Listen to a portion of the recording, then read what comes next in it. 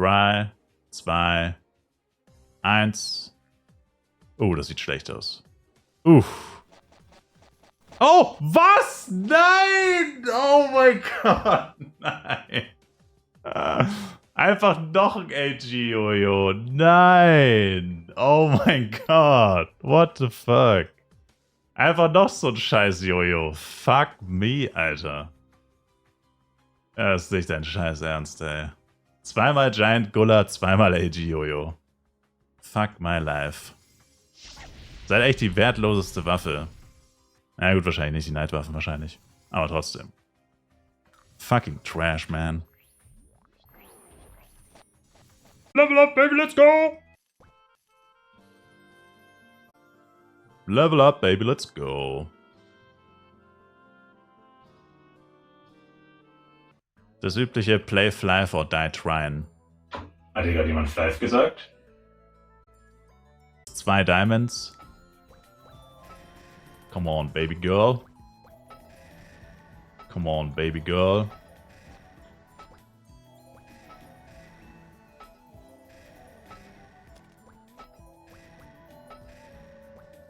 Okay, wir haben 3 bekommen. Passt. Wir haben 3 bekommen. Let's go. Hast du einen AG-Stuff gesehen mit 25% Windfield und sie alle haben den? Das bezweifle ich, dass sie den alle haben. Selbst wenn du einen Stuff hast mit 25 Windfield, dann benutzt du ja trotzdem eigentlich keinen Windfield. Poison Cloud macht hier so viel Damage. Und wenn du sie wirklich nicht down bekommst, bevor sie wegrennen, dann machst du halt einmal Burning Field und Avalanche. Spätestens dann sind sie bei jedem tot. Auch ohne Power-Ups. Und auch ohne Poison Cloud Erweckung. Das ist einfach, das ist ein Naturgesetz. Das ist einfach so. Das ist einfach Time Waster, Windfield reinzudonnern. Kriegst einfach nur weniger XP pro Stunde, wenn du das machst. Windfield ist ein Finisher,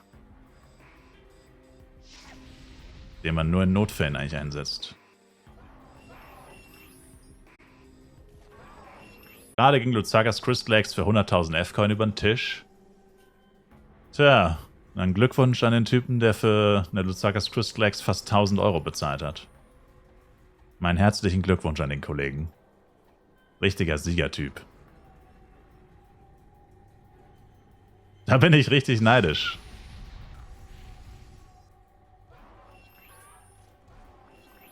Ich wünschte mir so sehr, dass ich das sein könnte.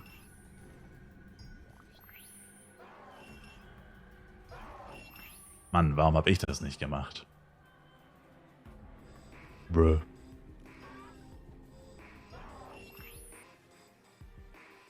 Sollte man alle Eier, die man droppt, aufheben? Nein, die solltest du am besten gar nicht aufheben. Die geben beim NPC nur 5000 Penya. Also im Low-Level kannst du sie mitnehmen. Bis Level 30 oder so. Und danach nicht mehr. Also eigentlich von Anfang an nicht mehr.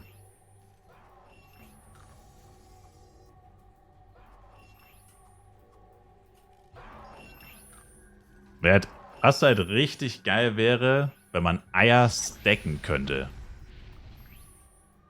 Das wäre halt richtig geil. Wenn man Eier stacken könnte.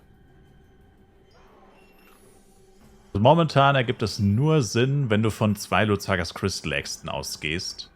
Dann, ja, dann ist Blade auf jeden Fall sehr teuer.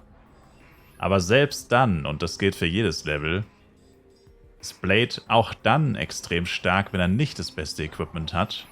Das heißt, du musst nicht das teuerste vom teuersten haben und bist trotzdem der krasseste Damage-Dealer oder einer der krassesten. Kannst easy mit Leuten mithalten, die technisch gesehen besseres Equipment haben und eine andere Klasse spielen. Und wenn du aber das teuerste Equipment hast als Blade, dann kann dir keiner das Wasser reichen. Damage-technisch. Also Blade hat einfach eine insane Preis-Leistung. Wenn du schlechtes Equipment hast, macht er trotzdem viel Damage. Und wenn du gutes Equipment hast, macht er mit Abstand den besten Damage. Also das Blade-Teuer-Argument, das zieht einfach null. Ich habe lieber einen schlecht ausgerüsteten Blade als einen krass ausgerüsteten Jester, weil der Blade trotzdem besser ist. Verstehst du, was ich meine?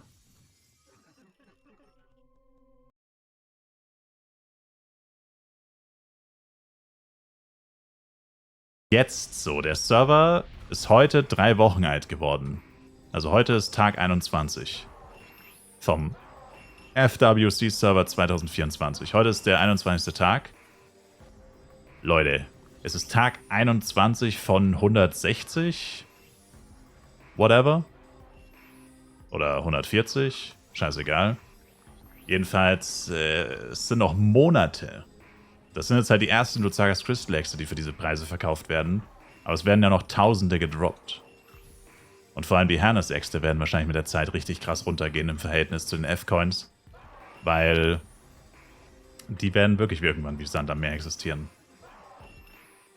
Und das Beste ist ja, es bringt nichts, die zu bunkern. Also selbst wenn jetzt jemand jetzt schon die ganze Zeit Hernes farmt und der sagt irgendwann, okay, die Preise sind jetzt unter, was weiß ich, gedroppt, unter 10k F-Coin pro Waffe und der würde dann anfangen, die ganzen Waffen wegzubunkern, das würde ihm nichts bringen, weil er kann sie nicht mitnehmen. Also er könnte sich zwar 10 Blades machen und jedem die Äxte oder jedem die Waffen geben, aber die werden dann alle Account gebunden, kann er also nicht verkaufen. Und wenn er sie einfach nur im Inventar hätte, würden sie alle gelöscht werden beim Transfer. Das heißt, keiner kann bunkern auf dem Server, so wie man es auf den Main-Servern theoretisch machen könnte. Wenn man extremes Drop-Glück hat, könnte man da gatekeepen und quasi künstlich die Menge, die am Markt eigentlich verfügbar sein sollte, reduzieren, um Preismanipulation oder so zu betreiben. Aber das kann man hier eigentlich nicht wirklich machen, weil wenn du dann plötzlich in der letzten Woche anfängst, alle deine Hernes-Äxte zu verkaufen, angenommen du hast 10 Stück dann oder so rumliegen, ist wahrscheinlich taktisch nicht so klug, weil da kriegst du wahrscheinlich weniger Geld, als wenn du sie einfach ganz normal verkauft hättest zu dem Zeitpunkt, wo du sie gedroppt hättest. Und das heißt, wenn man wirklich an dem High-Level-Endgame-Equipment Interesse hat, also wie gesagt, Luzagas Crystal ist schon das absolut teuerste vom teuersten, also das günstig wird es niemals sein, aber auf jeden Fall günstiger, als es jetzt ist. Also es wird viel günstiger als jetzt, das auf jeden Fall, aber günstig nicht. Da dann eher die Hernes-Waffen, weil die sind deutlich leichter zu bekommen. Und da muss man sich einfach nur gedulden. Da muss man halt einfach realisieren, es ist erst Woche 3 oder Tag 21, whatever. Und wir haben noch weit über 100 Tage zu spielen. Und die allermeisten Leute sind ja noch gar nicht in dem Levelbereich. Also ich meine, Hernes-Giants, denke ich mal, werden schon auf Cooldown gefarmt, beziehungsweise Violets. Weil da sind ja mittlerweile schon sehr viele Leute im Levelbereich. Aber was jetzt die Wilds Dungeon Runs angeht, die werden ja erst wirklich, keine Ahnung, seit einer Woche sind da erst viele Teams, in Anführungszeichen viele unterwegs. Und wenn man sich anguckt, wie viele Leute noch unterwegs sind, also alle Leute, die jetzt quasi im Levelbereich so ab 80 plus sind, die wahrscheinlich auch noch in den Levelbereich 141 plus kommen werden, das sind ja noch hunderte bis tausende Leute unterwegs. Also fast jeder hier im Stream wahrscheinlich. No front, aber ich gehe mal davon aus, die meisten von euch sind noch nicht 141 plus. Wir kommen ja auch alle noch und fangen dann irgendwann an zu farmen, Dungeons und so weiter. Und das alles wird die Preise drücken, weil je mehr Leute farmen, je mehr gedroppt wird, desto mehr werden die Preise gedrückt. Natürlich wollen auch andere Leute noch die Waffen, also jetzt Leute, die noch am Leveln sind, wollen natürlich auch die Waffen irgendwann haben. Keine Frage, also die Nachfrage steigt auch, also sowohl das Angebot müsste dann steigen, als auch die Nachfrage, wenn mehr Leute in den Levelbereich kommen. Aber wenn man mal davon ausgeht, dass die Droprate hier ja, wie gesagt, wesentlich höher ist, oh ja, Cheer Nation,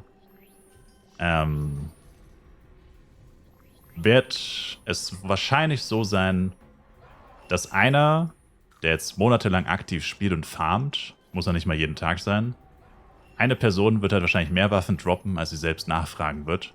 Und damit sollte es letztendlich so sein. Plus, wie gesagt, die Tatsache, dass man die Waffen hier nicht bunkern kann. Also kann man schon, aber es macht halt keinen Sinn, die Waffen auf dem Server zu bunkern. Das alles wird dafür sorgen, dass die Preise definitiv runtergehen. Die Frage ist nur, wie weit runter, das ist unmöglich zu sagen. Aber auf jeden Fall wird es deutlich günstiger, als es jetzt ist. Und ja, das muss man einfach abwarten. Also wer jetzt schon Panik schiebt, weil wie gesagt, jetzt nur Luzagas Crystal X für 100.000 F-Coin verkauft wird, der hat das irgendwie nicht so ganz verstanden mit den... Also wie Flyf einfach oder wie jedes Game funktioniert, das bei jedem Spiel, das ich jemals gespielt habe, mit so einem System. Und vor allem bei Flyf ist es jedes Mal so. Beim Serverstart sind die Sachen schweineteuer, komplett übertrieben. Oder wenn halt das Update neu ausgerollt wird. Wie gesagt, auf Burodeng wurde ja die erste Luzagas Crystal X, glaube ich, für 22 Milliarden verkauft oder so. Das waren zu dem Zeitpunkt fast 2000 Euro. Ja, und wird die Luzagas Crystal X jetzt noch für 22 Milliarden verkauft? Ehrlich gesagt, ich habe absolut keine Ahnung. Aber höchstwahrscheinlich nicht, nein. Ich denke, es lohnt sich jetzt noch auf dem FEC-Server anzufangen. Es lohnt sich immer auf dem FEC-Server anzufangen. Es sei denn, du hast schon High-Level Endgame Character of Burudeng. Dann kann es sich immer noch lohnen, wenn du neue Charakter hochziehen willst, was auf dem Server halt viel schneller geht. Aber wenn du halt schon... Bestes Beispiel ist, du bist einfach Blade Main. Du willst auch nichts anderes als Blade spielen.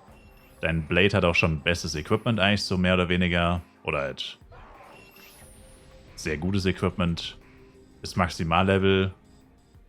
Warum sollst du dann nochmal neu anfangen? Macht dann eigentlich nicht so viel Sinn. Wenn du halt auch nichts anderes spielen willst.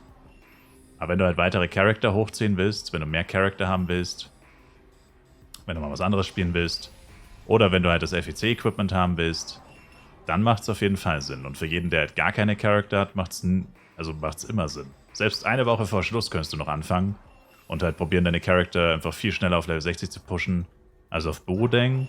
Und vor Level 60 fängt das Spiel sowieso nicht an.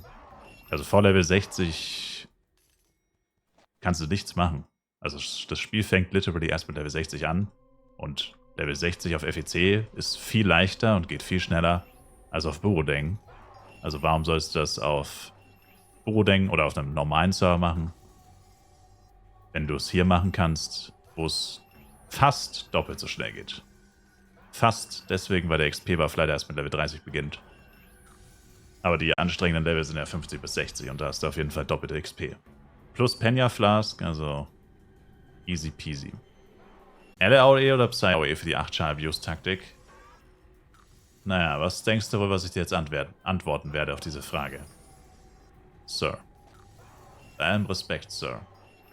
Ich bin im Team Elementor.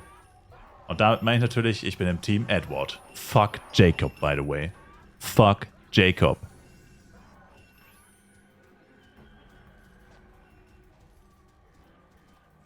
Nicht persönlich gemeint. Jacob. Bratensoße. Mein Lieblingsgetränk. Moment, was?